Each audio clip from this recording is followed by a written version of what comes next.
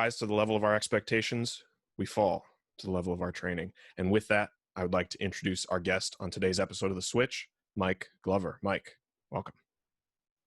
Thanks for having me on the podcast. Thank you so much. So before we get into Fieldcraft Survival and some of the principles around preparedness and some of the other things I want to talk to you about, I want to just get a brief overview of sort of where you're coming from, your story. I know there are a lot of other places that you can go to sort of get the fuller picture, but just give us the as much as you'd like to explain about sort of who you are, where you come from, that kind of thing. Yeah, I'm probably known as a military guy. I mean, I spent most of my life from 17 to recently in the military.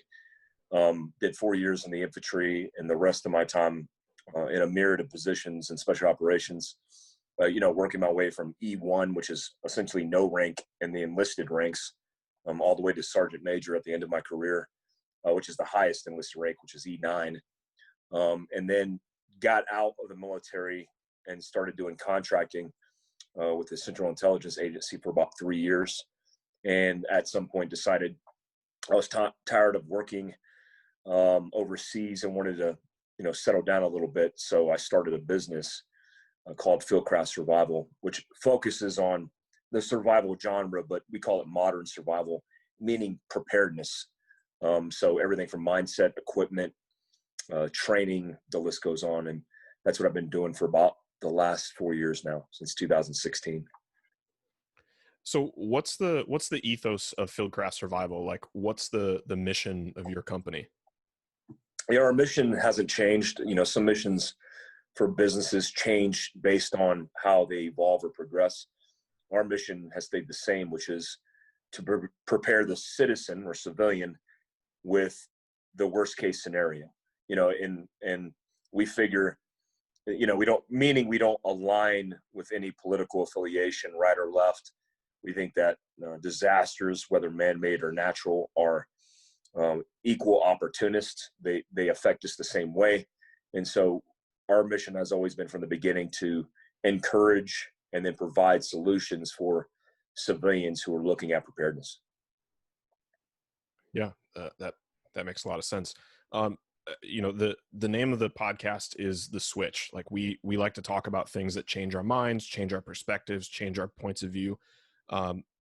Two questions on that from you. I'll start with the first one. Basically, what do you think is like the biggest thing that sort of changed your mind or mindset in terms of preparedness, whether it was why something like preparedness, as you talked about it, is important, or how you should go about, building a level of preparedness in your life? Like, what do you think was the biggest switch in your mind in terms of preparedness? Yeah, it's interesting. I actually came to a realization in special operations, but also working with the CIA, that there was a small group of men. Now it's open to women, of course, special operations is, but at the time it was a small group of men that could go out into the worst circumstance, meaning the worst case scenario, where we're targeting, a foreign fighter terrorist who is like the stereotypical, name any, stereotype of a terrorist, the bad guy, and truly capable bad guys that were capable of doing harm, not the fake bad guys. These guys would go against us, and we would often, I'd say 99% of the time, come out on top and be successful. And it occurred to me that being in an exclusive community in special operations, I was privy to a lot of processes, a lot of training, a lot of equipment that set us up for success. And all that was preparation.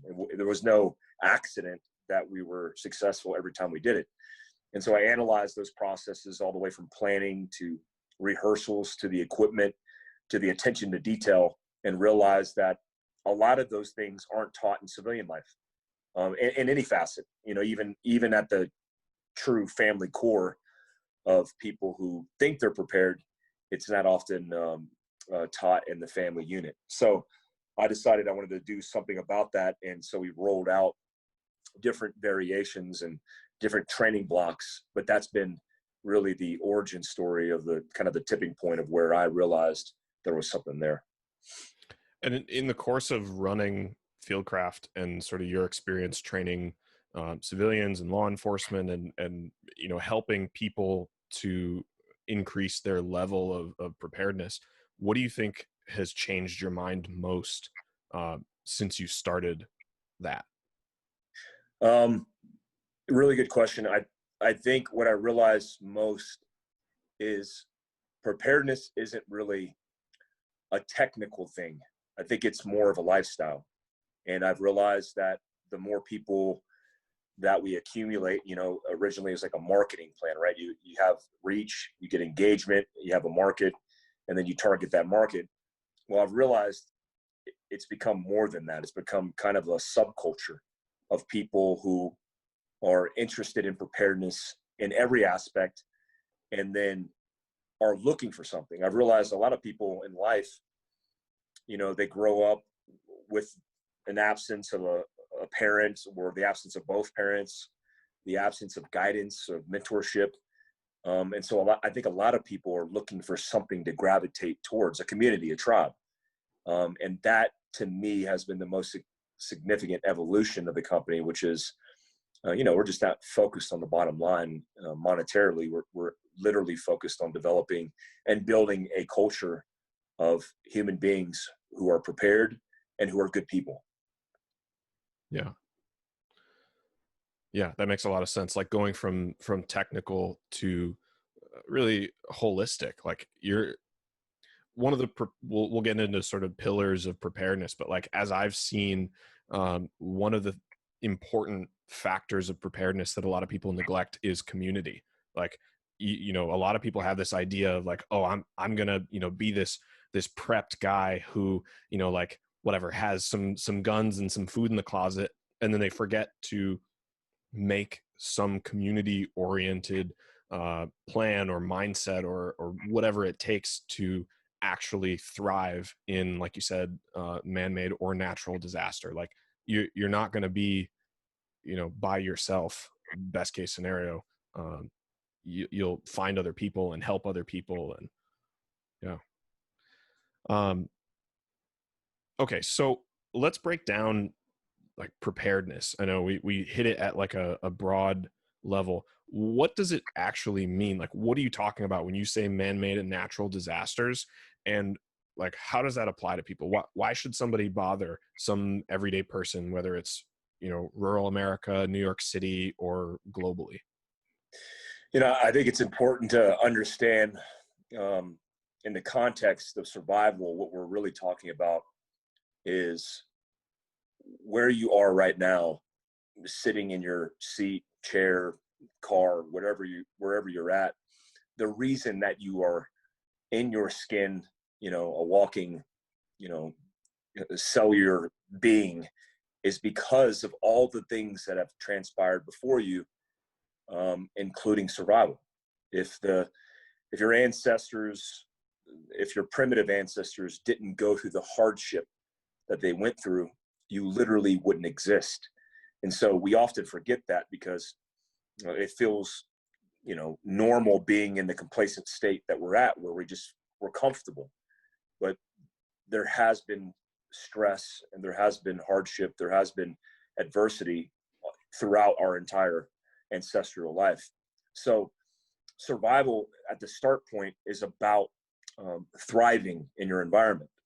And, it's very difficult to put that into perspective for many people because how can you articulate survival when we're so comfortable and so free, for lack of a better term? So, to start in survival, you have to understand that there's statistical probabilities, which is there are probabilities that you are going to be confronted with accidents, with disasters, natural, man-made, a pandemic, the list goes on. So the key component to all of this is understanding, one, survival psychology, but also survival adversity and the mechanisms and the characteristics that lend themselves to surviving a bad circumstance. When I speak on survival, I always have to highlight the fact that the only thing it really is you responding appropriately to a stressful situation. And so we articulate that there's, low grade stress, there's high grade stress. And in both of those conditions, you could kind of determine what your fate's going to be based on the way you react in low grade. If, for example, you're stressed by small things in life and you're not very resilient and you overreact, then the idea is, if you correlate that to high grade stress, where you're punched in the face, literally, maybe figuratively, under a high intense disaster, you're more likely not going to make the right cognitive decision. You're going to be, people forget that adaptability is the number one characteristic of survival. It's being able to adapt in an environment, and adaptability requires that you are cognitive, meaning you are not in a primal, primitive fight or flight state, because that neurological process, that physiological process, is intended for you to survive a primal circumstance. If you're fighting a bear in the woods, your ability to move, your ability to physically displace or fight for your life is inherent to that. But what I'm talking about is the more technical aspects of being cognitive, like maintaining situational awareness, like breathing, like calling 911, and being cognitive enough to give the dispatcher your circumstance. And people don't realize that there is ways to prepare for that in advance. So when you are confronted with that type of stress, you could respond and react accordingly. What is the mindset of somebody who is not prepared and finds themselves in one of those high stress survival situations? You mentioned the flight or fight response. What are some of the characteristics of somebody in that situation? Yeah, that's a good question. Stress emulates itself in various forms. A lot of people look at people who are under stress and they tend to overreact and analyze and somehow correlate incompetence with their reaction. And what I tell people is, you could have the smartest person on the planet. You could even have the most well-trained special operations operator on the planet, and they could react poorly to stress depending on what the stress is. Here's a good example. When I was in Afghanistan in 2005, I was prepared for war, and I had been trained at the highest, most elite level. I was an 18 Bravo. I was a Special Forces weapons sergeant. But one thing I wasn't prepared for was to be on the receiving end of a 107 millimeter rocket that has a kill radius of about 200 meters, that when you hear it whooshing through the air, sounds literally like a rocket ship coming into your location. And when that started to impact, I realized I had no control. So having no control, for example, when you're trained at the highest levels, can set a whole bunch of variables and characteristics that are not conducive to surviving. One of them is your lack or your suppression of your breath. A primal characteristic of survival is suppressing your breath to be able to maximize oxygen to flow to the primary muscles, because the blood flows to that. That's why you have auditory exclusion. That's why you have visual impairment. That's why different things do different characteristics to different people. So I had auditory exclusion. Well, that's cool because I was on a 50 cal shooting back at the bad guys, and I needed to retain my hearing at some point. But not cool when people are trying to yell at me and then coordinate how we're going to respond to this attack. So people going into shock, people hyperventilating, people laying in the fetal, people crawling away, people screaming, the list goes on. One thing that I do in survival seminars is I take a screen capture of a photograph that was taken at the end of the Boston Marathon bombing, where two terrorists detonated a pressure cooking bomb that destroyed a lot of lives, killed, maimed, injured. And you could see in different people's reactions, different characteristics of their preparation phase or their level of preparation. You see first responders and military running to the smoke because they're trained to react and respond. You see people who have been severely injured screaming and holding their wounds. You see people holding their ears and screaming as loud as they can. Again, a lot of the things that happen in these kind of circumstances aren't necessarily advantageous in survival, primitive as they are in today's society and modern survival.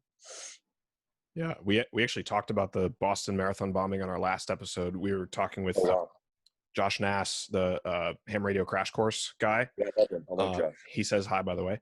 And we were talking about in the strategy of preparedness, just the comms situation. So Alex and I were a couple blocks away from that, and we managed to get phone calls out, but pretty immediately thereafter, whether it was, I don't know if they turned cell towers off or if it was just jammed up with people calling, like you couldn't get calls out for a little while.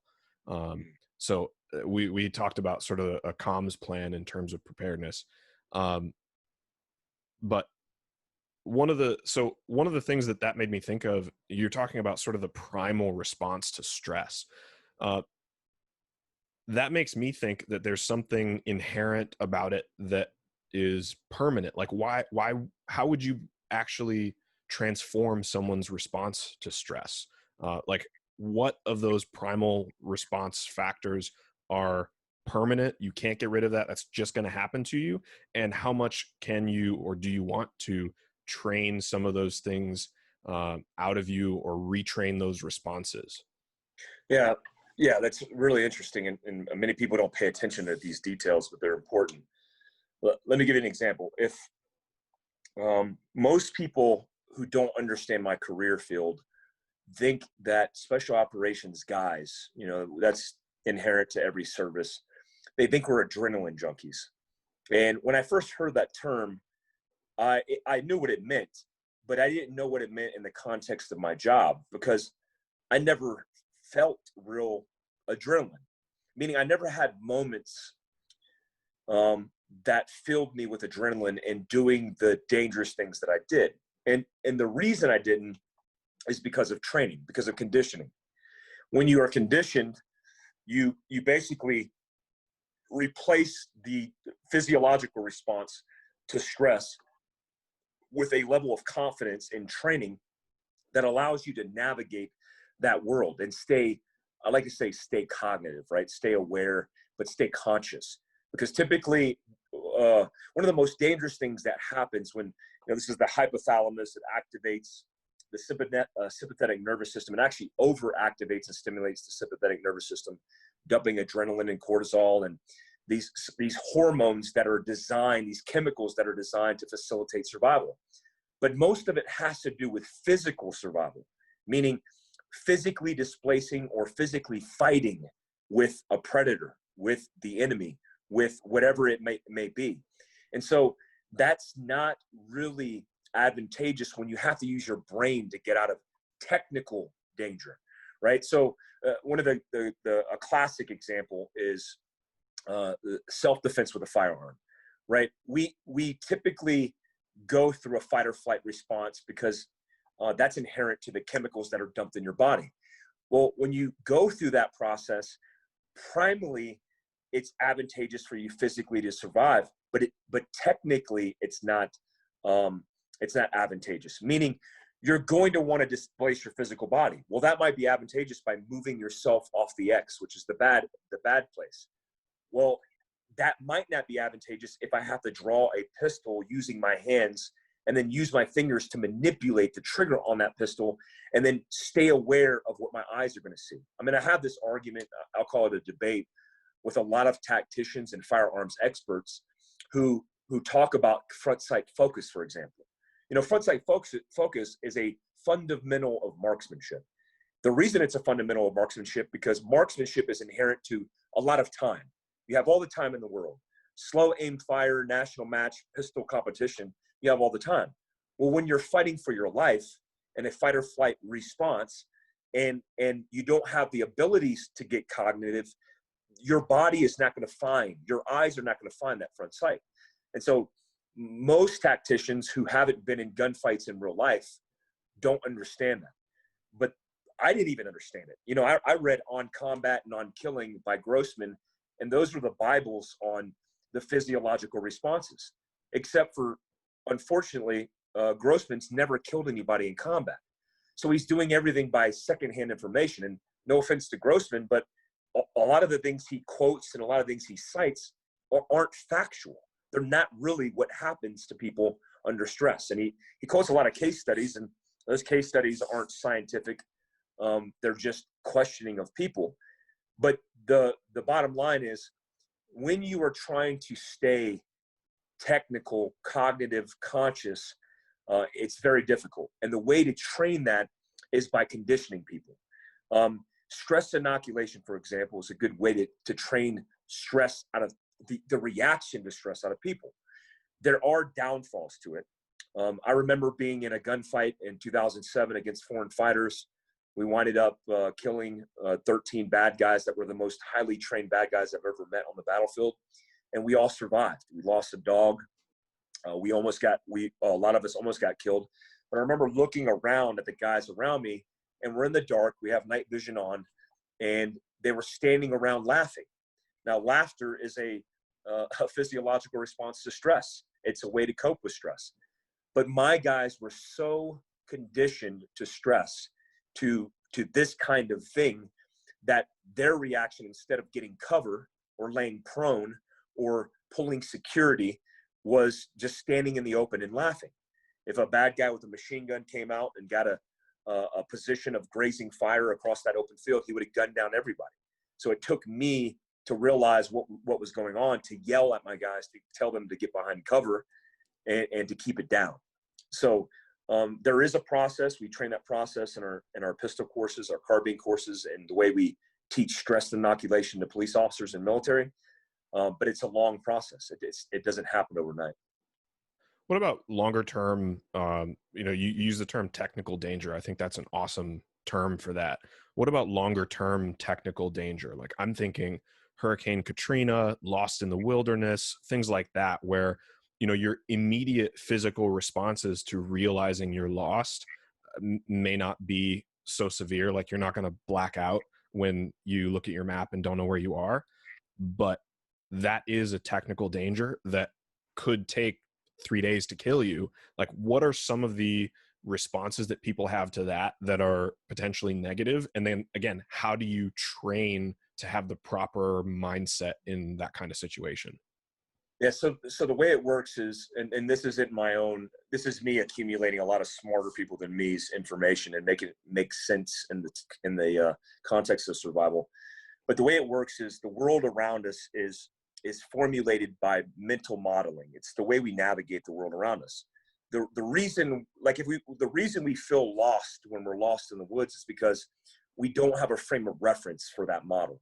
So when we lose that model, we assume that we're lost. And that's really a very primitive, ancestral, maybe even genetically ingrained thing, where we don't recognize the model. It means something's wrong. Right? We recognize it as something that might be wrong, and then in this case, being lost in the woods. So one of the detriments of that understanding is, without training, we automatically assume that if we're lost, we need to find the mental model. Now, we might not even have an understanding what a mental model is, but we're just trying to get found by looking for things that are familiar. So already we start making bad decisions. People get lost. They get a high dose of stress that could come in the form of a lot of chemistry and fight or flight. And then they arbitrarily navigate the world around them, looking for something that's familiar, getting more lost, right? So bad decisions start compounding themselves into worse decisions. So in long-term survival, the idea is we want to stop and get very aware of the circumstance we're in and make good decisions. Pilots call these emergency procedures. After World War II, actually in the train up for World War II in the 1930s, aviators didn't have emergency procedures that were broken down into acronyms. What they did was they did a cognitive process where they try to think through problems. The only problem is, in technical survival, there's a solution. X goes wrong. We know that we have to use Y to get us to the proper technical solution. Well, when somebody's under stress, we weren't realizing that they were navigating wrong ways or inefficient ways of trying to survive. So the solutions were taking too long, and by the time they sourced the solution, it was too late. So when we discovered that, we implemented in the U.S. Army Air Corps emergency procedures using acronyms. So X goes wrong, we use the acronym and we go through a procedural process. So we're basically becoming more efficient. Remember, you could be in a long-term survival circumstance, but you could be inundated with micro moments where you're trying to fight through high stress circumstances. The bear in the woods, being lost, trying to navigate, trying to fend for your life, trying to source food and water. And so all those specific decisions need to be broken down. They need to be conscious, and they need to be good decisions based on prior experience, prior training, and then make it in assessing what that best practice or decision is. That's how we should analyze that world. And there's another caveat to that, which is the behavior within the model. The behavior within the model is called a behavioral script, meaning there are things that we should do within the model in order to facilitate survival. So, for example, if we look at the priorities of survival, well, the number one priority is exposure, because if we are exposed to the elements and we get a temperature swing of 30 degrees from day to night, then we're going to become hypothermic and we're going to go to sleep and we're never going to wake up. We'll just die.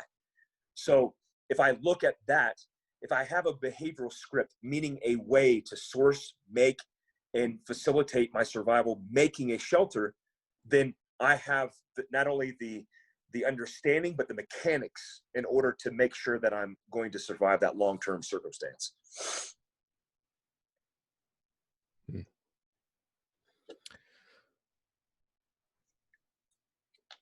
What about building? So I'm trying to formulate this question in my mind, because I think that there are pieces of this that you've already touched on, but can we talk about like technical versus mindset? Where do you see that border, or how do those things intersect? Because I think a lot of people think, I'm just going to get the gear. I'm just going to, learn a couple of things from books, or maybe I'll read all the books, but like that's different than actually training your mindset. The only mindset thing, we did talk about stress inoculation, but what other sort of mindset factors are there in terms of survival? Yeah, I look at mindset as the overarching umbrella that facilitates all of survival, right? It shields and insulates all the technical skills, because you can have the technical abilities to make a fire, but if you don't have the will, if you don't have the resilience, if you don't have the mindset, then when you're trying to make, let's say you're making a friction fire, and which is one of the most difficult things to do in primitive survival. Let's say you're trying to you're using a bow drill and you're failing at it. Well, if your mindset isn't aligned with your technical skill sets and you're not resilient, then when you are getting defeated, when you are failing at making the fire and you quit, that could be a real easy way to lend yourself to dying or not surviving, because you don't have the resiliency to continue on. Like I equate everything in survival and mindset to resiliency. Resilience is the most important element in mindset when trying to survive, because it's not a matter of if, it's when you're going to be confronted with being defeated, right? You're going to have good days, you're going to have bad days, short-term and long-term survival. So when you're behind the car hiding because you think you're going to die, and you're so conscious that you're contemplating what's emotional stress versus being smart enough to realize that you need to fight through it, then you're not going to survive, because you're contemplating, right? You're not exercising this behavioral script that's technical. You're thinking emotional. That's what separates, I think, us from other primates in survival and in the world, which is you have an immediate threat, right? You walk across a desert and you come across a snake. Well, it's an immediate threat. So there's a threat response. The immediate threat response is you primitively react to that. Maybe it's based off of experience, maybe it's genetic, but you respond. You jump back and you're like, oh no, there's a snake. Well, there's also called a fear response. The difference between a fear response and a threat response is a threat is very technical. It's the reaction the immediate reaction to something that's dangerous. The fear response is the contemplation. It's introducing the emotion, which is good for things like empathy, humility, and all the positive aspects of emotion, but detrimental under stress in survival. Because now I see a snake and I go, oh no, and I jump back because that's my initial response. But now I contemplate fear. I say, well, I want to get home to my kids and I'm not going to make it out of this situation. And what if he bites me? And then when I could have been technically moving myself away from that danger, now I'm contemplating it with emotion. And that's where the two blend and become very dangerous.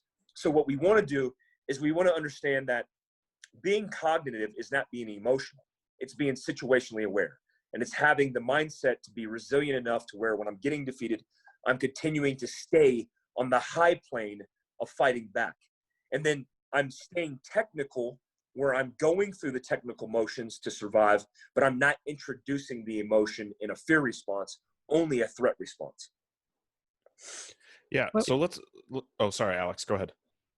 Yeah, what are the most likely scenarios that the average civilian will find themselves, that they should be prepared for?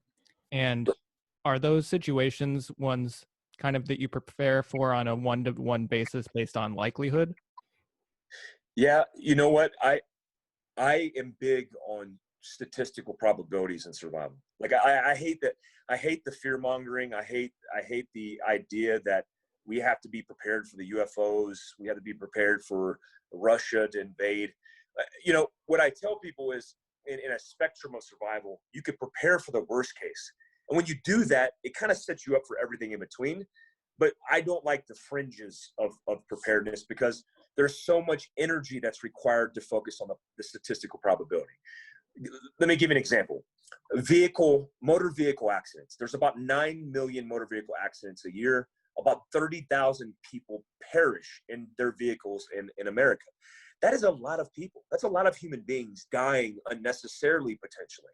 And I say unnecessarily because how many people were in those accidents who have, if they had the proper medical training and proper medical equipment, could either save their own lives or maybe save each other's lives? The prepared civilian, the prepared first responder.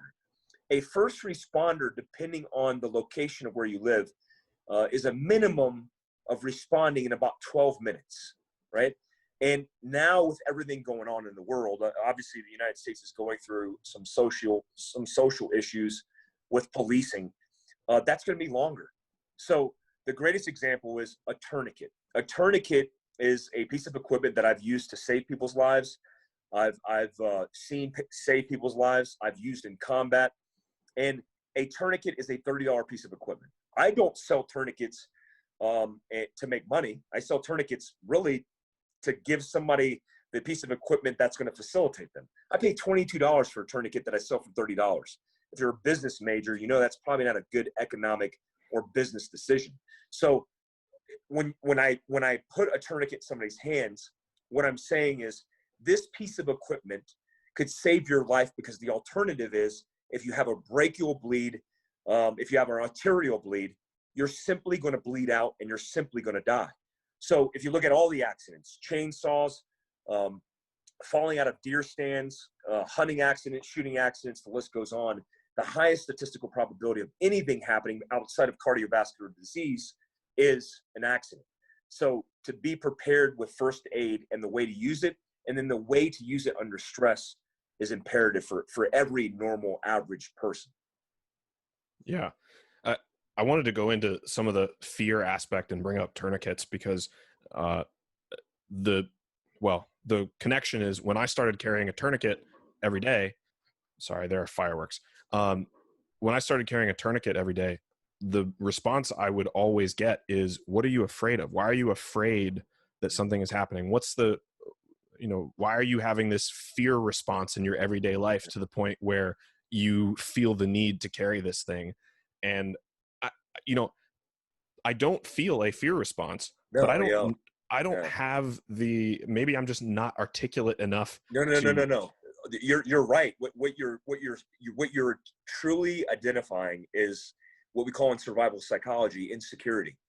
right? It's not your insecurity, it's their insecurity. Hmm. Because the idea is, let's say you have a ham radio, and I don't understand ham radios, but you understand because you're educated on ham radios. You know, you could listen to emergency management, you can listen to Homeland Security, and it's a true, I mean, it's a $25, you can get a Bofang for $25 on Amazon. Yeah. So it's not like it's a overarching, you know, crazy idea. It's a ham radio. You get your ham radio license, you get your technical license, you have the ham radio, it's in your bag, it's in your truck. So it's not inconvenient for you. So when somebody sees something that you have that they don't understand, and it has to do with something where you say, hey, well, the idea here is if you cut your arm when you're jumping over a fence and you start bleeding out of your brachial artery that feeds the highway of blood to your heart, and you have 3 minutes to live, the difference between me and you is you die and I live.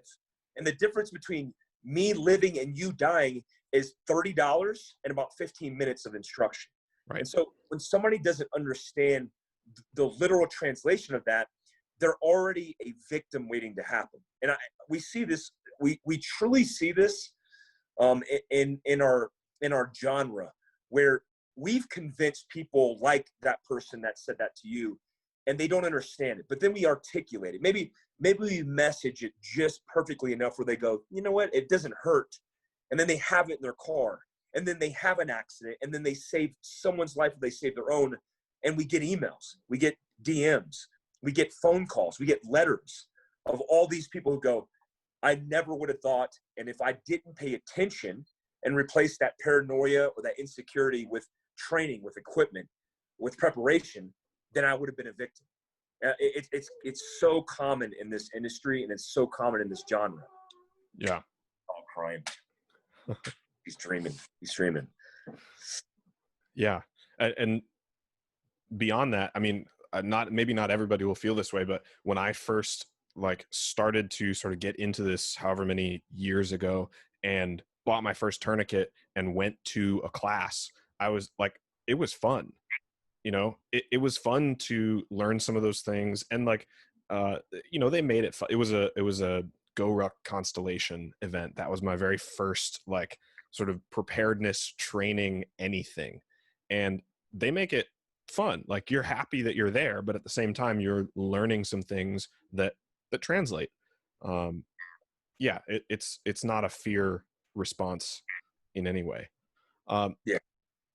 So if somebody is listening to this and they're still not on board, they might have that mindset of like, this happens to other people. It's like that. I don't know if you've ever seen that Calvin and Hobbes comic where the family house gets broken into, and I forget, one of his parents says, wow, like, you always think it's going to be somebody else until you are somebody else.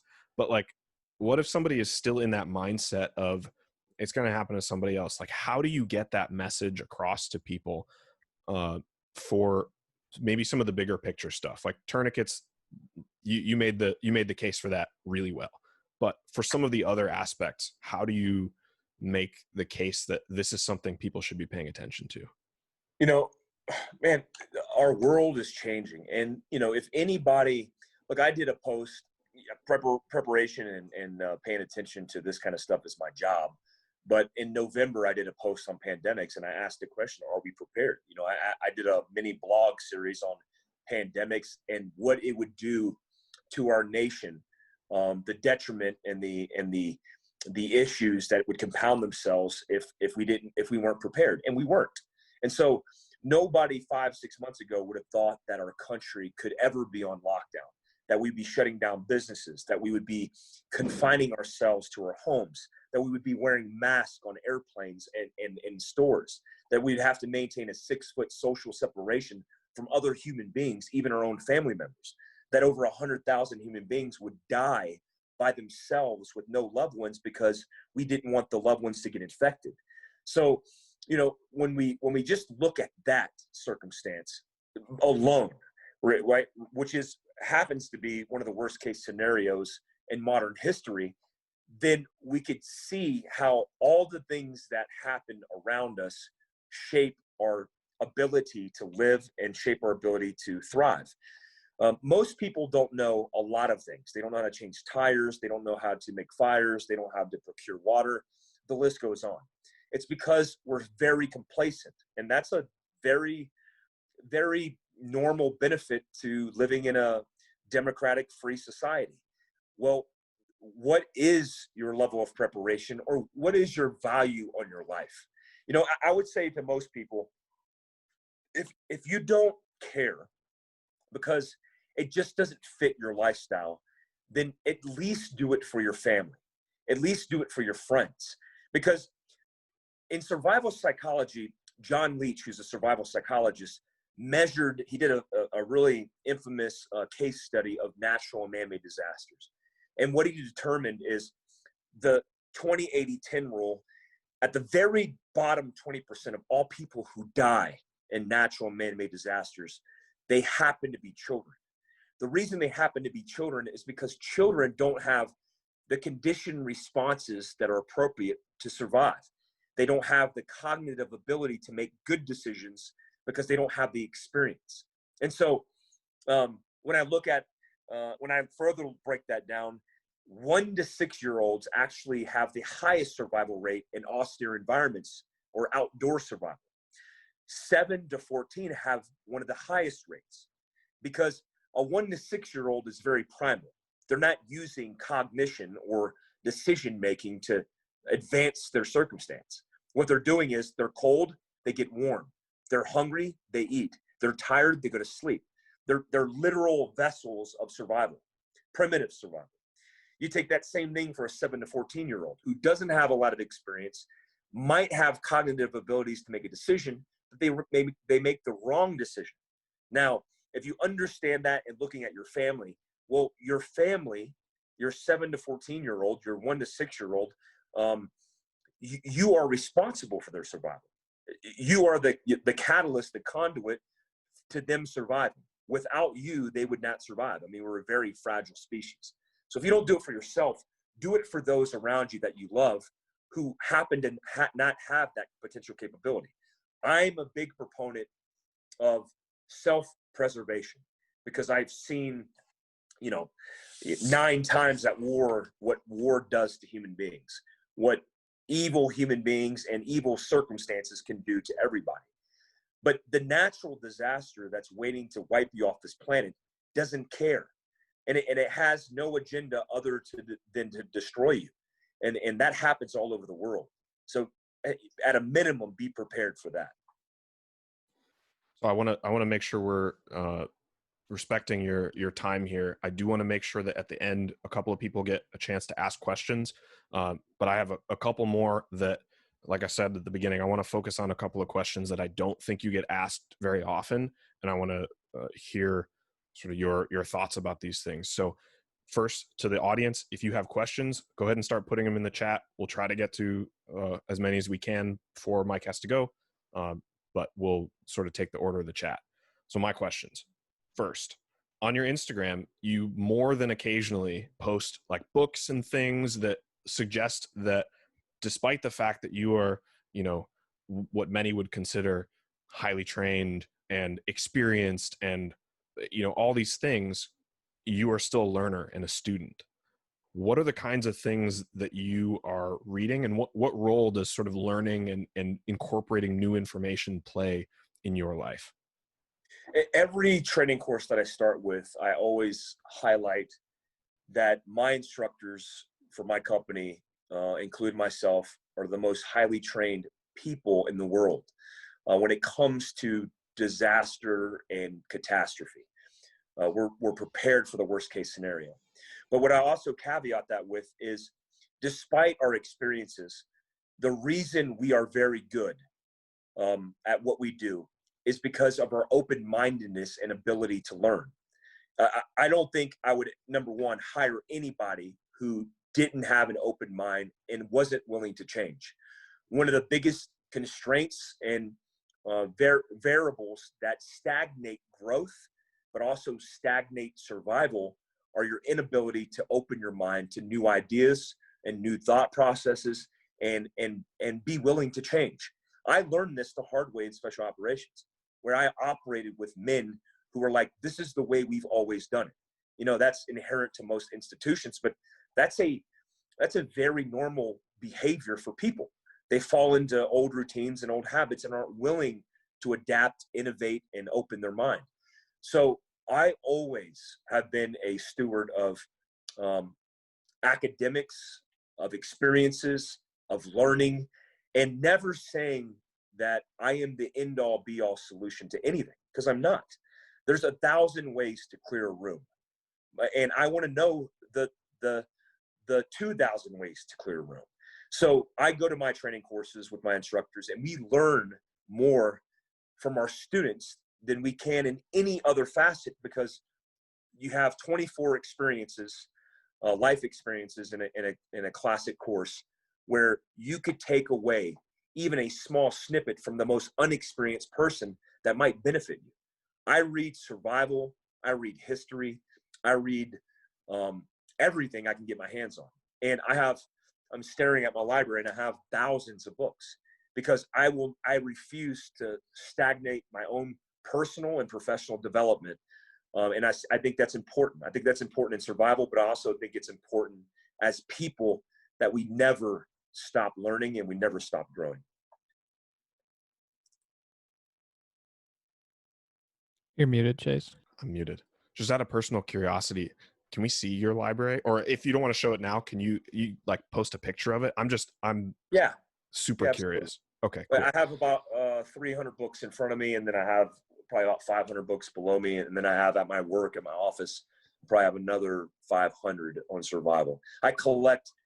Here's one thing too to caveat this with.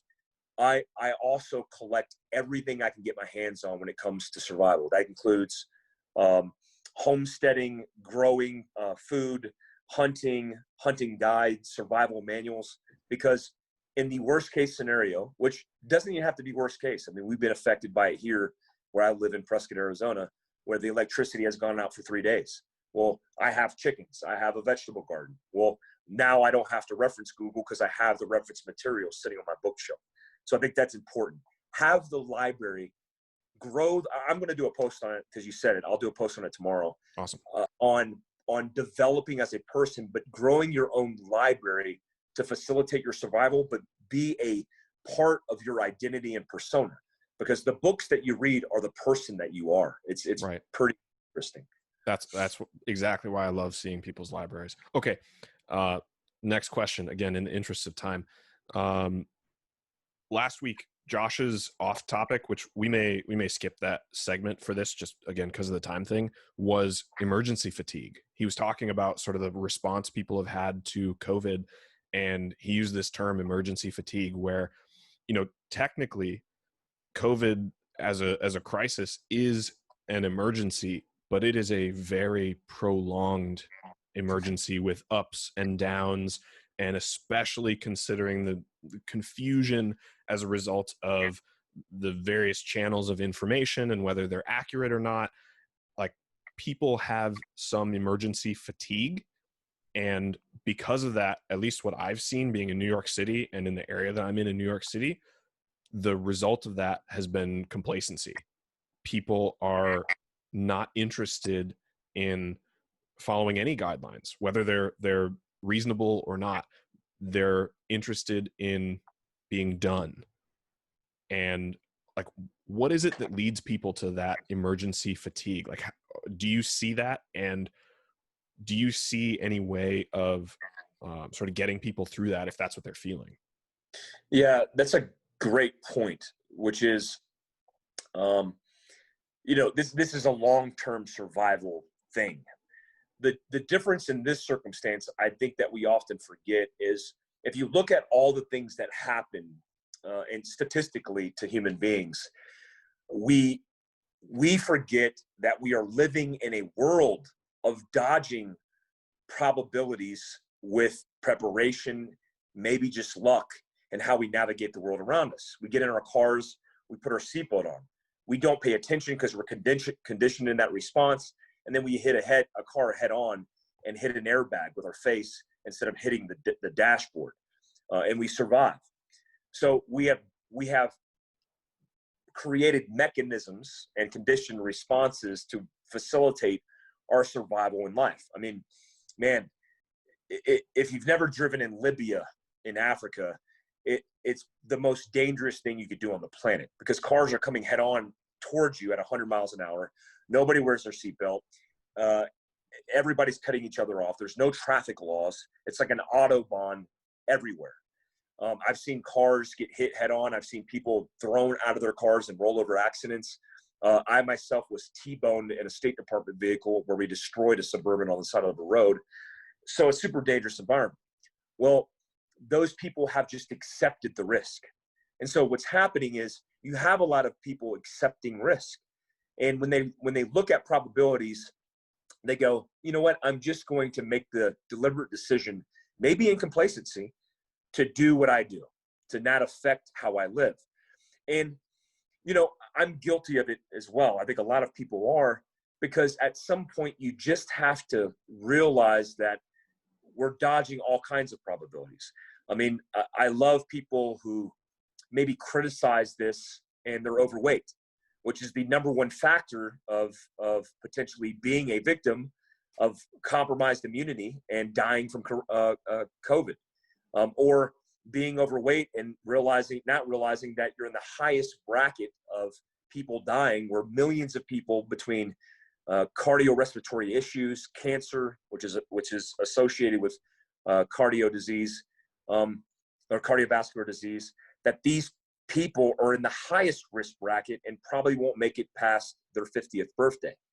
So I do see that. And what I realized is, in my own behavior, there are ways to accept the risk and to mitigate risk. So what I like about kind of the generalities I don't like generalities at all, but generalities in this form is when you get guidance and generalities, that allows you to get enough information to make your own decision as an individual. I think that's important, because my idea as a libertarian is, if you don't want to go about your life living in a bubble and you want to risk your life not living in that bubble, then so be it. Versus if you want to live in your bubble off grid, you could do that too. So one of the inherent problems in everything that we're talking about is often being misguided by disinformation. So we need to accumulate that information. We need to make the right decisions based off probabilities, and we need to assume the risk that's natural for us. I mean, I jumped out of helicopters and airplanes for a living for 20 years. It's the most dangerous thing I've ever done. I've lost many friends doing it, and I didn't want to do it because, you know, I did it because I wanted to be effective and efficient when I did it in real life in combat. But in training, I didn't want to do it. But it was just an inherent risk that I accepted in order to live my life in my specific career field. So it's kind of like that. Yeah, makes a lot of sense. All right, before I switch to audience questions, Alex, you got anything else? Yeah, I just wanted to ask, kind of following up on that question, how would you recommend somebody assess what level of risk they want to take on? Because kind of like what Chase alluded to, people's assessment of that might change over time. If they get more and more tired of, you know, for example, staying inside, their level of risk they're willing to take on might increase. Is there a method you would use, even just something like writing down your thoughts or kind of where you stand with what level of risk you're willing to take in certain scenarios? Yeah, that's a good question, because it has to do with kind of staying in the fight. You know, this we as a broad term, a generalization, we say you got to stay in the fight, and that's in mindset. But that's also in your everyday discipline. You know, I've been a victim of complacency and paid the price for it. You know, I've lived overseas for a large portion of my military career in different countries: Yemen, Pakistan, Libya, Niger, Africa, Iraq. The list goes on. And these dangerous environments will kill you if you aren't conscious, if you aren't deliberately observant, and basically making the right decisions, not being complacent. So one of the best tactics that I've seen is base it off the circumstances that you find yourself in. People with compromised immunity, if you're in a bracket of potential compromised immunity, you're obese, you have underlying health conditions, the list goes on, then you're at a higher risk, right? I'm, you know, me being healthy and middle-aged, I'm in a lower risk bracket, but I could still be grossly affected. It's affecting different people based on blood, based on ethnicity. So I would find the data that correlates to my specific situation and then base my behavior based off of that. Like, I would think it's really, one, I live austere. I don't like people per se. I just don't like social gatherings. I've never been a club guy, never been a bar guy, never been really a restaurant guy. I don't like gathering in large gatherings normally. But I can imagine that if you're one of those people, it's very hard for you to disassociate from that life, because that's maybe your persona, maybe your identity. So you have to think outside the box. You guys are doing a podcast on Zoom. Super smart. I've had to do that as well. You literally could use social distance to your advantage, whether that's work or your personal situation. You can get outdoors. Maybe you're somebody who works in a cubicle. Get outside, because working outside, getting outside is going to allow you to be safer than contained in a small area. And also, like you said, I think that's a good idea. Making a deliberate plan to keep you present and in the now is important. We often check out because we think we're falling back, or we think it's routine, but we're very far from routine. Arizona just spiked right here where I'm at, and we're the 49th in testing. So we're like the highest bracket right now of cases, and we're also the lowest at the overall that have been tested. So what does that mean? Well, it means I'm not going to Phoenix. Anybody who wants me to go to Phoenix, they could come up here, an hour and a half north. They can meet me in my office. But I'm going to make the decisions that are best for me, my family, my friends, and my employees. Awesome. Mike, do you have time for a couple of questions from people here? Sweet. Worst case, give me like the 2-minute warning when you need to leave, and we'll give you a chance to plug any of the Fieldcraft stuff and all that. So let's go to Ed first, because I heard from Joseph and Stacy. All right, Ed, you are up. Yeah, hi. Michael, I appreciate it very much what you have to say, and it was terrific. And most of us haven't had the experiences or have probably the capabilities to do things that you've been doing. My question is that living in a place like New York City, people are very much in a bubble. You have many different apartment buildings in a very, very dense situation. People are in a bubble, and they're very limited in so many cases in what they can do. It would seem to me that any kind of good program in dealing with a disaster has to have some level of coordination with the police and civic authorities, because it really can't be, every man for himself. It has to have some kind of a program. Living in a very large city is a unique situation. People will not have access to their own transportation easily, and there are so many factors involved. It seems that coordination would have to be an essential part of the program. Yeah, I agree with that. I have a degree, I have a bachelor's degree in emergency management and crisis response. And the only thing that's done for me is show me the back end of the complexities of government responses to disasters. And COVID-19 is so very different than anything that anybody has ever responded to, governmental or as a society. And, that's why at the beginning of this podcast, what we talked about is social network. Social network is the foundation of your survival. And, to me, it's a responsibility for me to take care of the people in my family that are older than me that might be potentially affected or affected by COVID-19. But the reason social networks are so important is because if I don't depend on the government, because I'm self-reliant, because I understand that I am my own first response, I am looking at everybody in my network as a liability or an asset. And I hate to frame it that way because it sounds ugly when I say, hey, friend, you bring nothing to the table, you're a liability. But what that does is it lines out people's capability, but also their strengths and their weaknesses so that we can all facilitate each other. Because if I have a friend down the hall that is a partner of mine that happens to be, I don't know, a preacher or a religious leader, then they could provide religious guidance and keeping people together, keeping that community stitched together. If I have a neighbor that's down the road that's a doctor, well, I don't have to now depend on the doctor in the office, in the hospital, which exposes myself to more danger because I have that friend that's now part of my network. Networks are so important because, like you said, I think every government, local, state, and even federal, are having major deficiencies in their inability. And that happens to be the institutions that I worked for 20 years. Like, people think the CIA is a deep state. Well, man, if you work with the CIA like I did, you realize that they're very a shallow state. They don't even have the ability to be very deep because there's not a lot going on there. There is not a deep state. There's a bunch of people making mistakes and not being very efficient.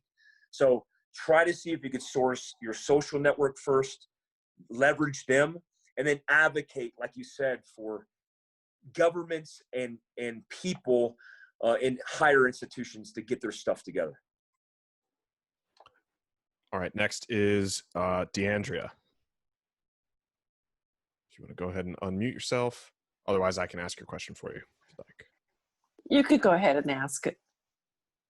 All right, can you recommend one survival book everyone should have? Yes, I can.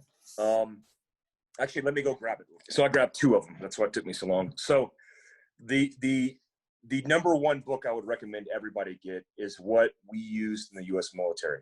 And this is FM 3-05.70, or otherwise known as FM 21-76. And the reason it could be 2176 or FM 3-05.70 is because it changed to the Ranger Handbook as 2176, but the old survivor manual is known as 3-05.70. Now, this book is like the Bible for survival. What it's intended to do is assist special operations guys and aviators survive behind enemy lines. It's based off of the academic, really schoolhouse that Colonel Nick Rowe started in the 1970s. Colonel Nick Rowe was a Green Beret. He started SEER High Risk C, which is survival, escape, resist, and evade. That has to do with his experiences spending 5 years as a prisoner of war behind enemy lines. Now, Colonel Nick Rowe wrote a book called 5 Years to Freedom. I recommend everybody read books that have to do with people's resiliency, including 5 Years to Freedom, because those type of books give you ideas on how they, in their own way, got through difficult circumstances. So that book's a very good book. The second book I would recommend is this book called The Complete Walker, and this one's the 3rd edition. There are various editions of this because it's been updated, but The Complete Walker is written by Colin Fletcher. Now, you would probably ask, like, why would you recommend a hiking book?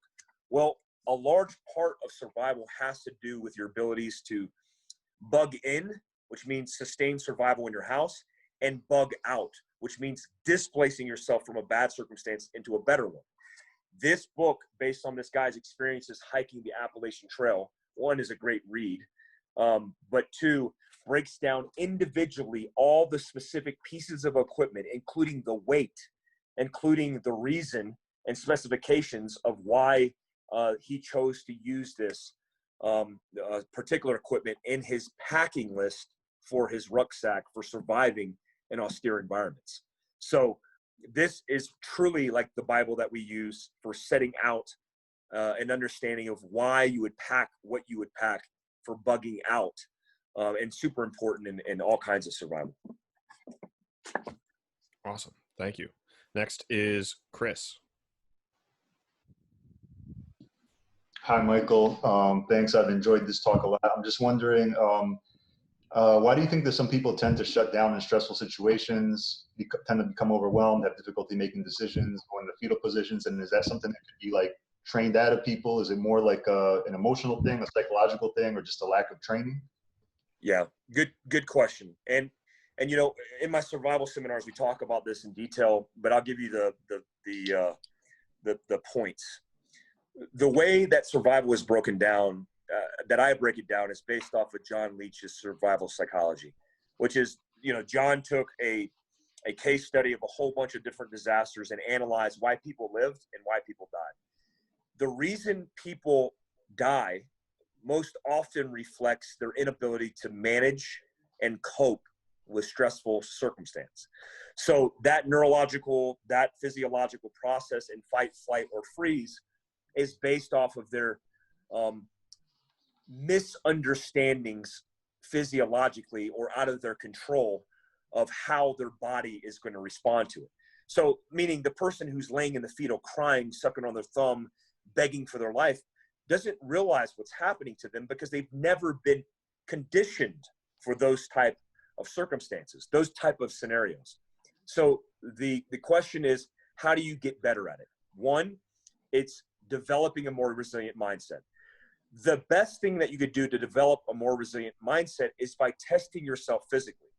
Workouts of the day, long hikes, camping, any kind of exposure to stress or trauma facilitates this callus that develops resiliency that allows you to get through difficult circumstance. And this doesn't have to be like, Murph, a high intensity workout of the day. It doesn't have to be a 20-mile hike. This could be simply you going camping. You go camping and people go, man, I've never been camping before, but there was something about it that I was attracted to. What that often is besides the natural primitive state of where you used to belong in the environment, and you've displaced yourself from that, so there's familiarity there. Most often it's because you are stressed mildly. You can't bathe, you don't sleep your best, you're packing out a shelter, you're making a fire.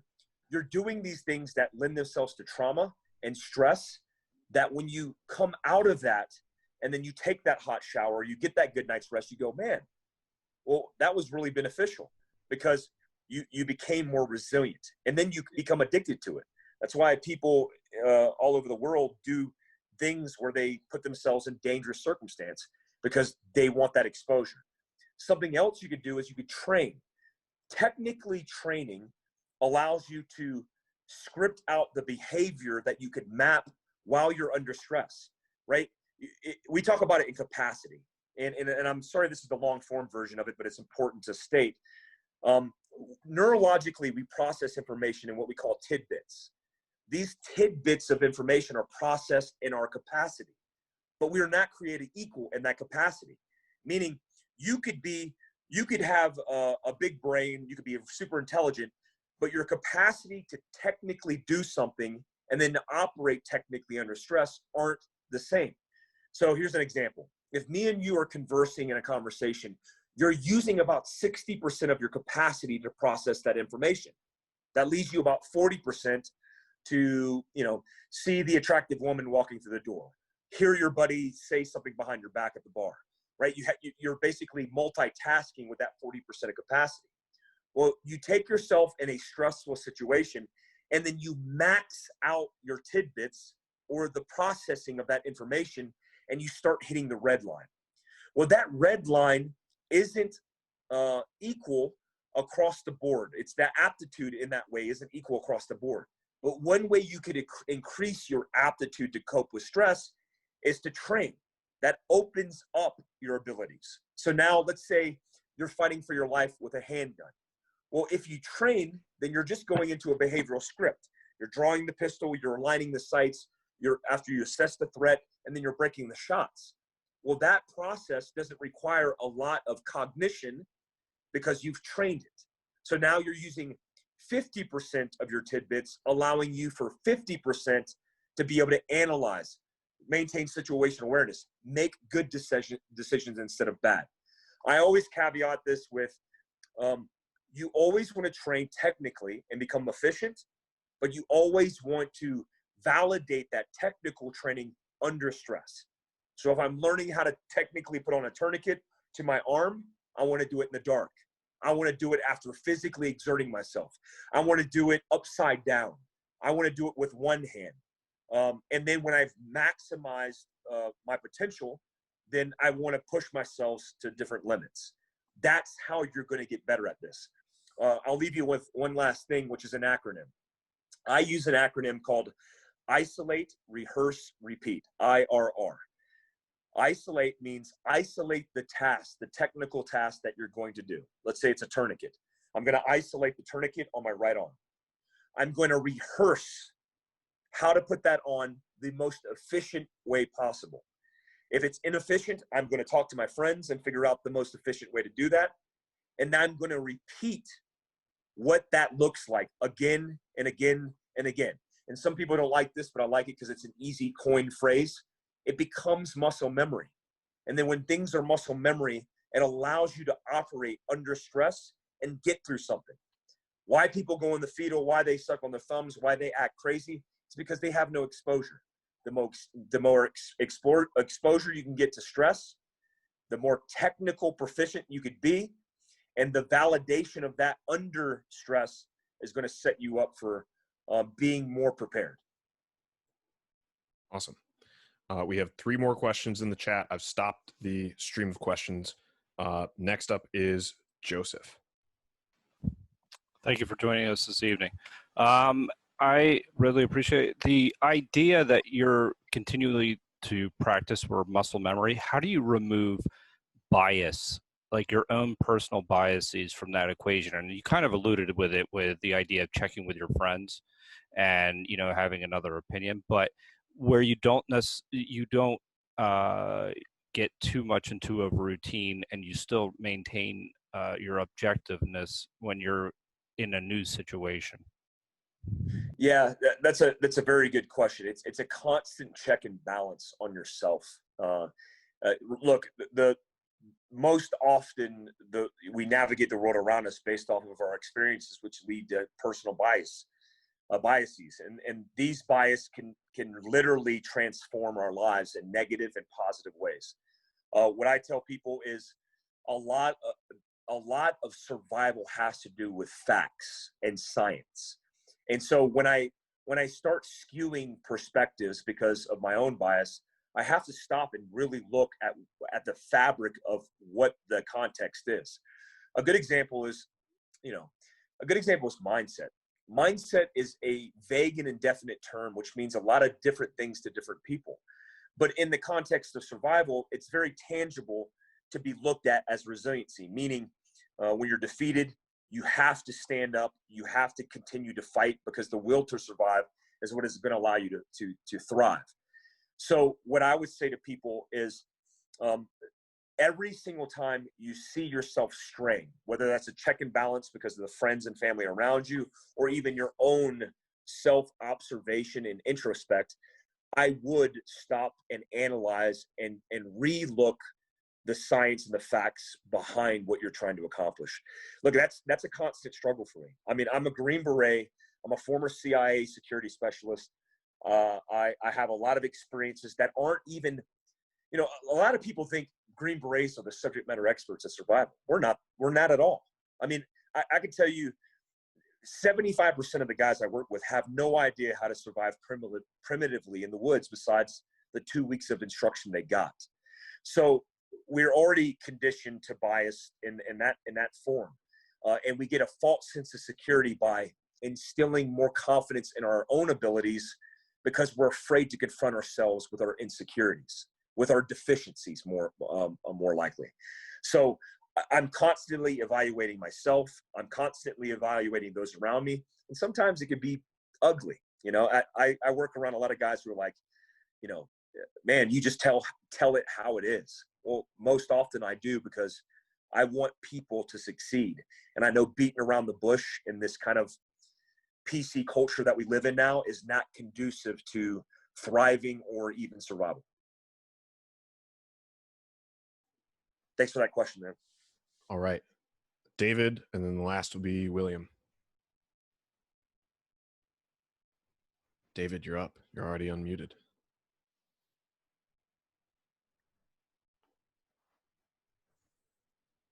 All right, let me see if I can find David's question. I'll just ask it.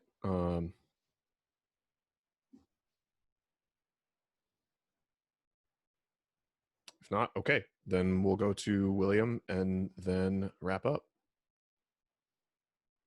William Thomas, you are up. Hi, Mike. Great presentation. My question is, have you changed any of your recommendations since the COVID-19 crisis, or has it confirmed your preparations and the courses you teach? Thank you. Yeah, thank you for that question. I have changed some of my recommendations. A lot of the things that we said, or I said personally in the very beginning of all the things that were happening, had to do with the forecasting of the potential worst case scenario. What I think, one, I think we're making a very big error in how we're addressing this, because we're not looking at it as individuals. A lot of people in the United States are basing what their behavior is based on recommendations from government organizations or people that they're being influenced by, as opposed to some of the statistics or some of the facts that are being outlined as they said. For example, one of the recommendations initially was you don't need to wear a mask. I knew that was wrong from the very get-go, because when the recommendation was initially stagnated, it was because of the need for medical professionals to get masks. And I get that. The problem is there was no transparency. The problem is they said you don't need masks, and you actually had subject matter experts in the medical health profession come out and say masks don't do anything, which I know as I'm an EMT. I'm an EMT 15 years ago, but I'm a combat lifesaver kind of guy. But I also work with a lot of medical professionals, and I've been around this thing my entire life. And I know masks, one, most masks that are commercially bought, which include the N95 mask, don't filter viruses, or they don't stop the filtration of viruses. But they do reduce the amount of respiratory infection coming out of your lungs, right? Because if it's not able to transfer in the fluid that's shot out of my mouth 3 feet from my nose, then that is not in the air. So again, we decided that it wasn't a thing, and there's people who stood behind it saying masks don't work. Well, masks work when you wear it and I wear it. If we both agree and we both wear it, it works. So now you have this convolution where some people are doing the right thing and some people just don't care. So at this point, my recommendation is you can't just go out into the world and just bank that everybody's going to do the right thing. Assume the worst, which is nobody's doing the right thing, and maybe not even to their own fault. So that means I'm going to socially separate myself more so than I would in social, and not only in social distancing, but not in exposure. I mean, there's some people in this world because of their job who are exposed by network to thousands of people a day. Because if people in my network in Silicon Valley meet 25 people from another company, they come back, and that translates to hundreds, if not thousands of people that you're potentially exposed to. Reduce your overall exposure, and focus on your immunity. Most people forget that the best way to fight this disease, which happens to be an infectious virus, is building their own immunity, which means vitamins, which means exercise, which is the best way to disrupt and then advance your resilience in immunity, and then sleep. So you could actually now, in the lull of people trying to navigate this and what it's going to do, build your immunity to set yourself up for success if you are exposed. And it's a very difficult circumstance. I made a projection a long time ago that this was going to be about 20% of our nation by the end of this fiscal year, which would be February or January of next year, will be infected. And I think it's going to be more than that now. I also think that in everything that's going on with mass protest and mass congregation and mass people saying, I'm just done with it, that when it comes back in strength, it's probably going to be mutated in some form or fashion. And then this fall, just like in 1918, it did with the Spanish flu or influenza, it is going to have a second and third wave. That second wave historically came in 1918 in October. And in the month of October, it killed 200,000 people. Of the 650,000 to 675,000 people it killed in the United States. So I don't see any way that we potentially could avoid that unless we're doing it as individuals. Yeah, awesome. Thank you. I know nobody asked me, but I would add to the recommendation list sunlight. I've seen a whole bunch of the vitamin D studies, and that seems to be a big one. And pretty much everyone is vitamin D deficient. Yes, absolutely it is. Yeah. Awesome. Well, Mike, we will wrap up there. Thank you so much for coming on. If people are interested in following up with you, seeing what you're up to, Fieldcraft stuff, like where are the places that you want to direct people to go? On the podcast side of things, I'll put all the links in the show notes as well. Yeah, I always tell people that if you want to be involved in being better prepared, it has to be convenient. I hate to say that because I would think that people want to think outside the box, but I find myself looking for that same convenience. When I'm looking at a pistol inside my waistband, if it's uncomfortable, I won't carry that pistol. So I'll never have that preparation. So what we've done is we've given a lot of free opportunities and content for people to dab their toes in the water to see if there's something they're interested in. I start off with the Fieldcraft Survival podcast because I podcast everybody in survival, preparedness, in that genre, so you could advance your individual or navigate your individual preparedness based on your interest. You like ham radios? I got Joss Noss. You like military stuff? I had a guy that was on the Osama bin Laden raid. So you could learn like I learned in books and through conversations on that podcast. Second is the YouTube channel. The Fieldcraft Survival channel is a very good way to connect people to video content in the short form version of the education. 10-minute blurbs of light tactics, lights that you put on your mobility platform, best everyday carry considerations. The list goes on. And then Fieldcraft everything.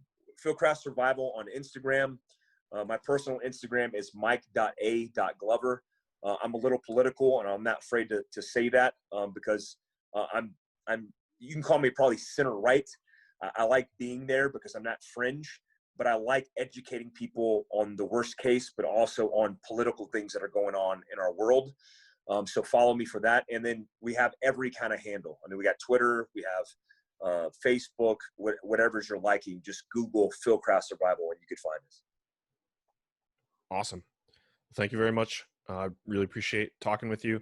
Looking forward to your Instagram post about your library and, of course, all the other content that you put out in the future. No, thank you. Thank you for doing this podcast and being a little bit more academic and intellectual about it, because that's so important to deep dive that kind of thing. And it's a breath of fresh air to be able to do something like that. Thank you for having me on. Yeah, thank you, Mike. Thanks for coming. Yep, thank you.